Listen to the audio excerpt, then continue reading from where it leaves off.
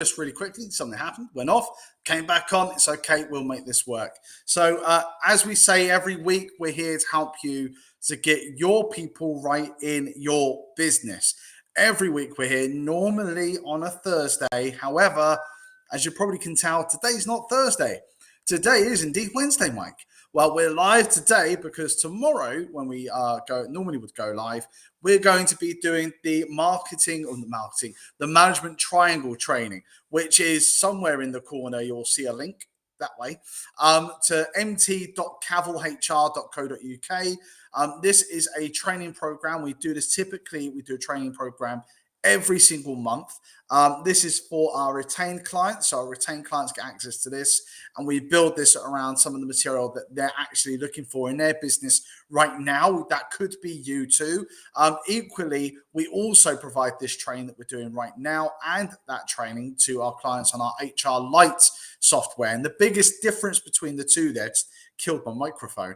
The biggest thing between the two, biggest difference between the two products on that side of things is one is a done for you service where we do it all for you.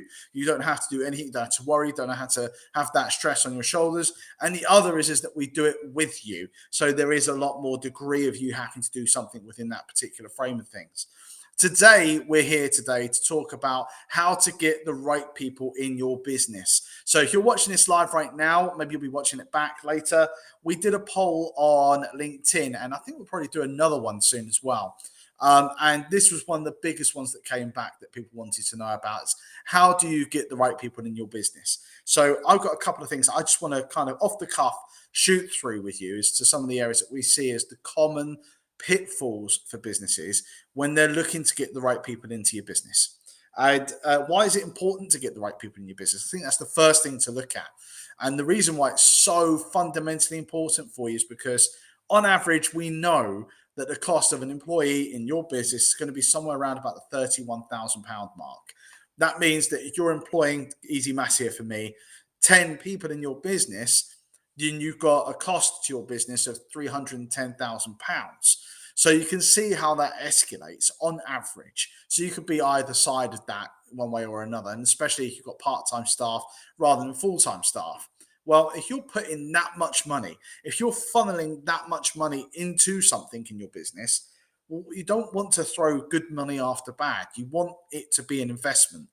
And the people in your business, there's lots of things that are really critical in business, such as like your revenue, finances, people, all those things. Absolutely. Marketing, everything. It's all important in your business for sure. But without a human entity in your business, you can't do any of the other stuff. So if you don't have the right people in your business, you're not going to be making any sales. If you don't have the right people in your business, you're not going to be providing any service. If you don't have the right people in your business, then it doesn't make a difference what your finances are like because there's not going to be anyone good enough to be able to do it. So the business will fail if you don't have the right people in your business. And that's where that money you're putting in, that £31,000 on average for every employee per year in your business, stops being an investment, starts being a cost. And one of the things we always talk about here is that if you've got if you're employing people and those people are coming at a cost, so there we're looking at the ratio for employees. So how much turnover do you have per head of full-time employees in your business? And what we tend to work on is a ratio of you should be looking to, and by the way, I'll put this out there as a heavy caveat. We ourselves are not there yet. So we're looking at building things up to be able to get there. So I always talk about being honest, being transparent, and practice what you preach. This is our target. This is what we're looking for. And we're looking to go from having roughly around about £200,000 revenue per head of employee in the business full time. Obviously, pro-rata that out. And we want to go from 200,000 to 500,000 per head of employee as a starting place. And the reason for that is we know that the more staff you employ, if your ratios are wrong, then the level of profit you make from that actually dramatically decreases. So, for example, I think it's somewhere off the top of my head about 36% profits on revenues for if you get your ratios at about the £500,000 per year per employee in your business. So we want to make sure we're getting those ratios right. So getting the right people in your business makes a large amount of difference to that because, you know, for a start, you're employing somebody to do a task, to do a job. That's something you want them to do. There's a reason, a rationale as to why that's happening in the first place. If you employ somebody and it's not working out and they're not fitting or they're not molding with the team or whatever the case may be, then of course, absolutely, that money that you're spending on that service right now is at a loss. It's lost making money. And what we want to make sure is that everybody we employ helps us to make profit, not a loss. So therefore, it should be an investment employing somebody and not a cost. And why is that? Apart from everything else that we just explained, 100% when you employ somebody, what you're actually in effect doing is you're buying hours. So I myself, the same as everybody else, I have so many hours in a day, so many hours in a week, so many hours in a month. And I'm restricted. It doesn't matter what else I do, how else I act, how well I'm prioritized and my diary works. And anybody who knows me will know that's a complete scandalous joke. But in that sense of things, it doesn't matter how well I work.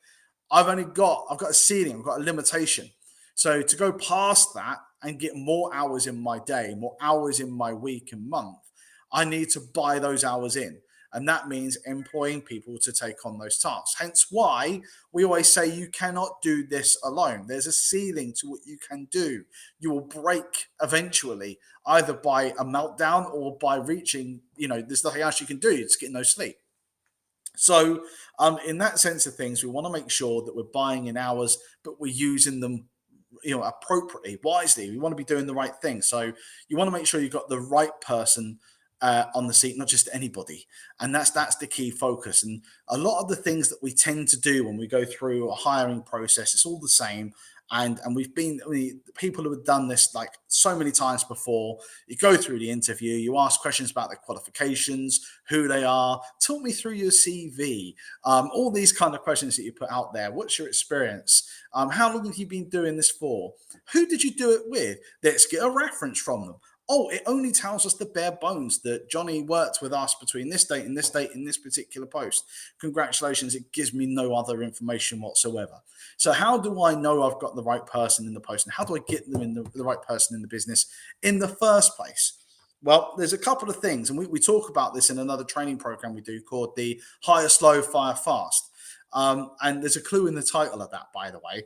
But in the sense of things, what we want to make sure is when we're taking on anyone in your business is like your baby.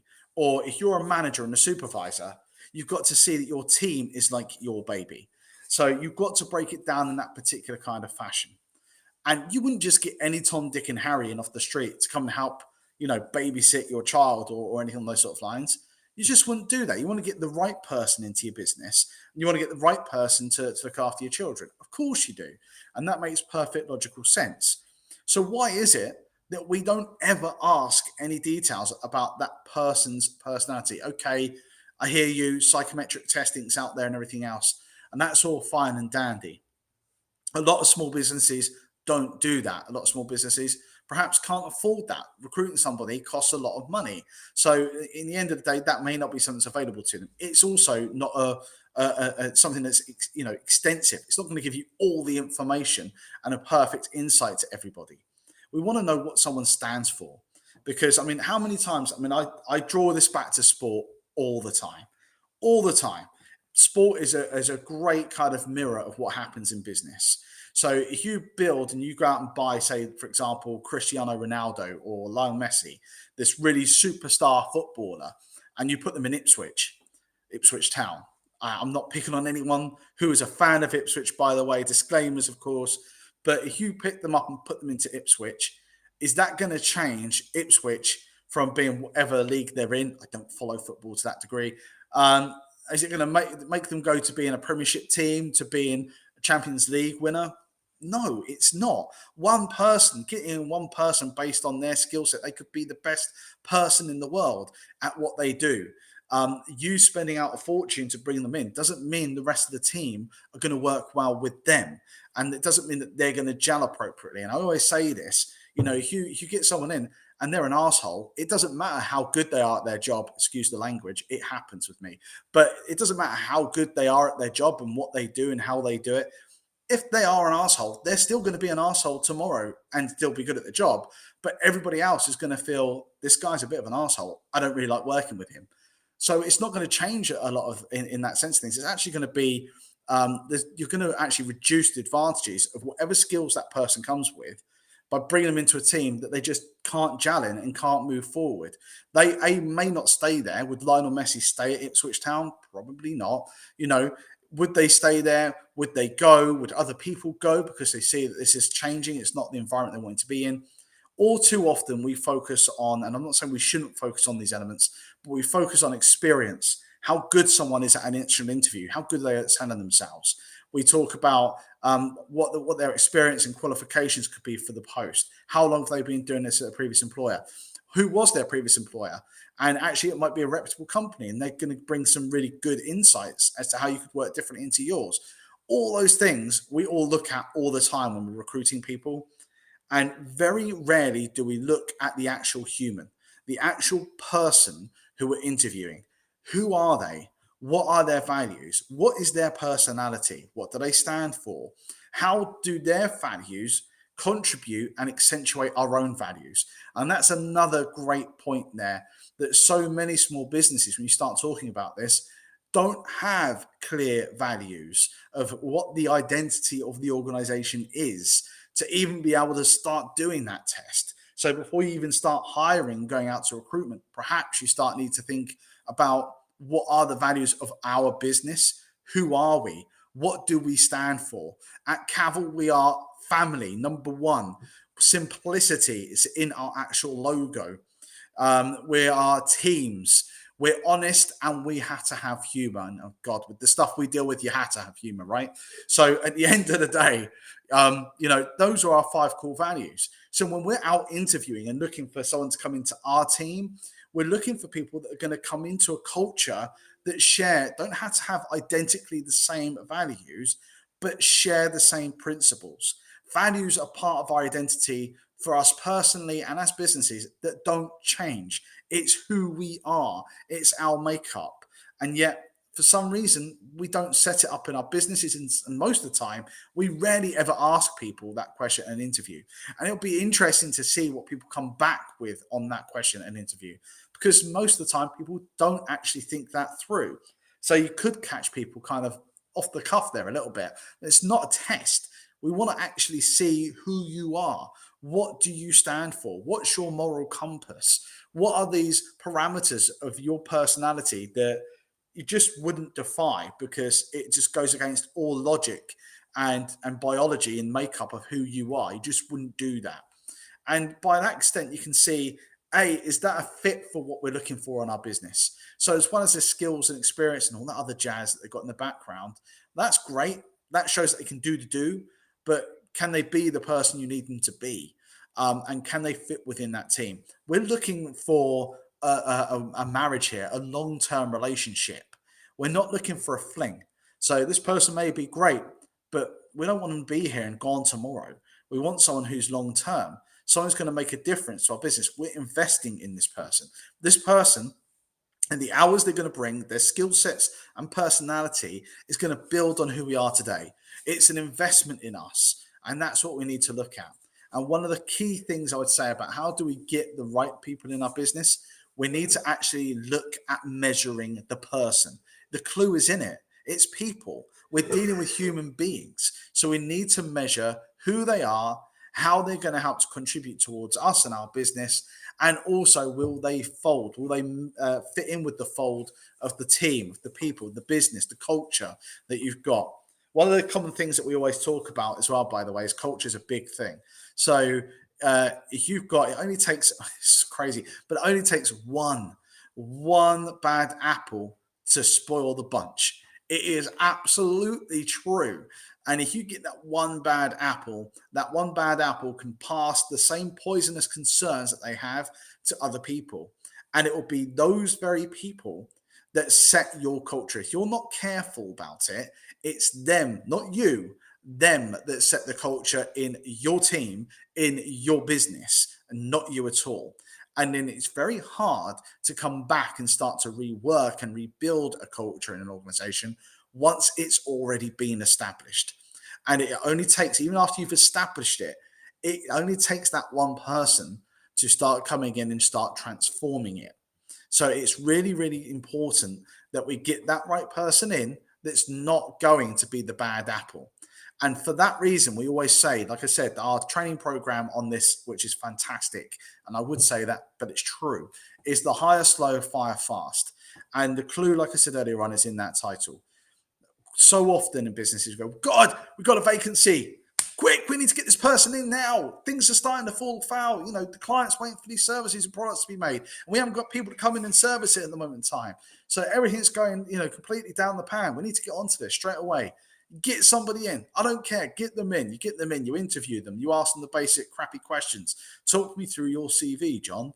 And then you get them into the post and you realize that John doesn't fit with Jane or anybody else in that business. And it's completely the wrong model and set up for you. I mean, we've been talking to a client yesterday, and I won't go into too much detail, obviously, but their business and what they do, they hired somebody in recently into their business, and they're predominantly a female-based business dealing with crafts and arts and things along those sorts of nature. And they've brought somebody in. I'm not saying this is always going to be the typical stereotype, by the way, but they brought somebody in who typically would work on a construction site. Well, that can work. Of course, it can work. But actually, in this case, it didn't. This was like mixing oil and water together. It was the wrong person in the wrong role in the wrong business. That is one of the most common faults that we find in every business that we talk to. And that all starts with this particular process about taking your time to get the right person.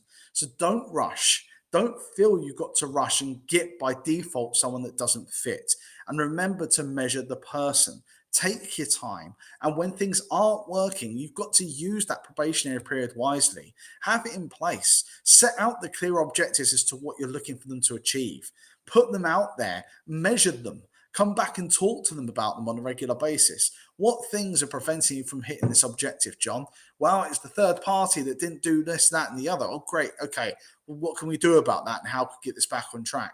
Work with them. Try and actually genuinely onboard them. Don't just do an onboarding process that lasts today and shows them a bunch of files on the desk when they start work. Here you go, get on with it, sort of thing. Take your time to hire the person. Don't just focus on the interview. There is so much beyond the interview when you actually get somebody in that you need to focus on to make sure that A, they can walk the walk of what they said at that interview, B, that they are the right person for that particular post, and see how do they actually fit in with the people they're working with. Is it actually working? If it's chalk and cheese, then it's not going to work, and people don't change in the lifespan that you're going to have them in your business. So in all likelihood, that's never going to be a situation that changes. It's always going to be harmful. We don't want to have a cost implication here. We want to have an investment. So what do we need to do to change it? And that's when you get onto the fire fast. And what tends to happen in most businesses is they hire quick, they make the mistakes, and then they take forever and a day to get the person to get out of the business. If it's not working, we've got to act, and we've got to act fast. We've got to be pragmatic. It's a business at the end of the day.